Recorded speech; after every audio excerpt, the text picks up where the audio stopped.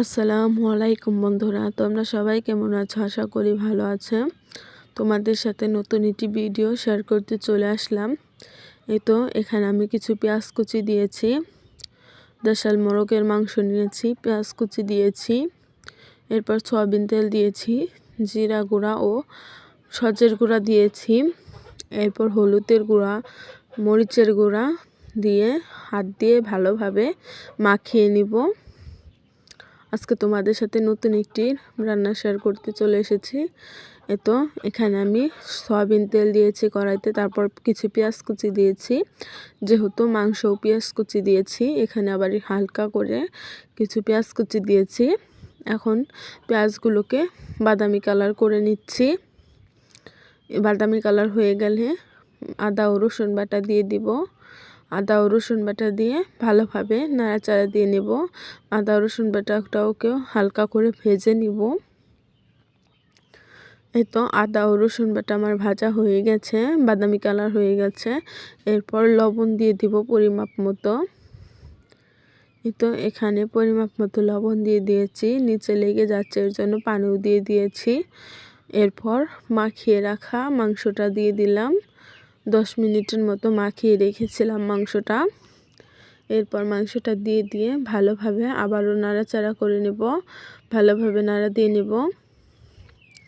এই তো এভাবে মাংসটা কষিয়ে নেব। সামান্য পানি দিয়েছি, ওই মাখানো হয়েছিল, মশলা মাখানো পানি দিয়ে দিয়েছি। এরপর কিছু কাঁচা মরিচ দিয়ে দিলাম। কাঁচা মরিচগুলো আস্তে আস্তে দিয়েছি, মাঝখান থেকে অল্প একটু কেটে দিয়েছি। এভাবে এখন ভালোভাবে মাংসটা কষিয়ে নেব। দীর্ঘ সময় নিয়ে মাংসটা কষাবো। আর যেহেতু ছোট মুরগির বাচ্চা, রোগীর জন্য এরকম মুরগির বাচ্চা খাওয়ালে মনে হয় রোগীর শরীরে রক্ত হয়। এই তো এভাবে রান্না করে খেয়ে দেখো তোমরা বন্ধুরা। এখন আমি গোটা গোটা আলু দিয়ে দিচ্ছি। এই তো আলুগুলো আমি বড় বড় করেই কেটে নিয়েছি। এই তো এখন ভালোভাবে আলু দিয়ে একবারে কষিয়ে নিব। এভাবে করে রান্না করব। এখন আমি এলাচ ও দারচিনি দিয়ে দিলাম।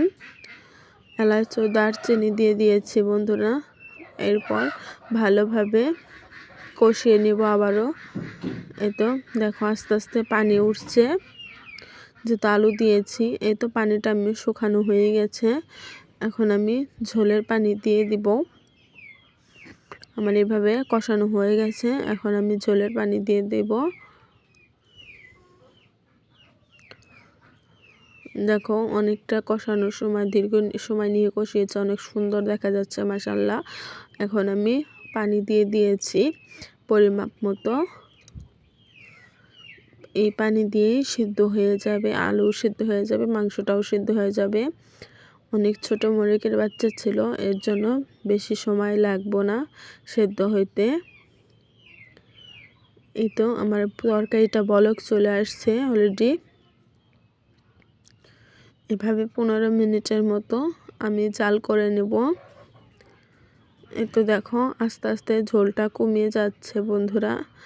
এভাবে আস্তে আস্তে করে জাল করে নিব, অনেক সময় 15 মিনিটের মতো প্রায়। দেখো আস্তে আস্তে তরকারির কালারটাও চেঞ্জ হচ্ছে বন্ধুরা। তোমরা এইভাবে মুরগির মাংস রান্না করে খেয়ে দেখো, অনেক সুস্বাদু হয় বন্ধুরা। দেখো কালারটা কত সুন্দর হয়েছে মুরগির মাংসের, মাশাআল্লাহ। তো আমার মুরগির মাংস রান্না হয়ে গেছে, আমি নামিয়ে নিয়েছি। দেখো কত সুন্দর হয়েছে। আমার ভিডিওটি ভালো লাগলে সাবস্ক্রাইব করে বন্ধু হয়ে পাশে থেকো। সবাই ভালো থাকবে, সুস্থ থাকবে। আল্লাহ হাফেজ, আসসালামু আলাইকুম।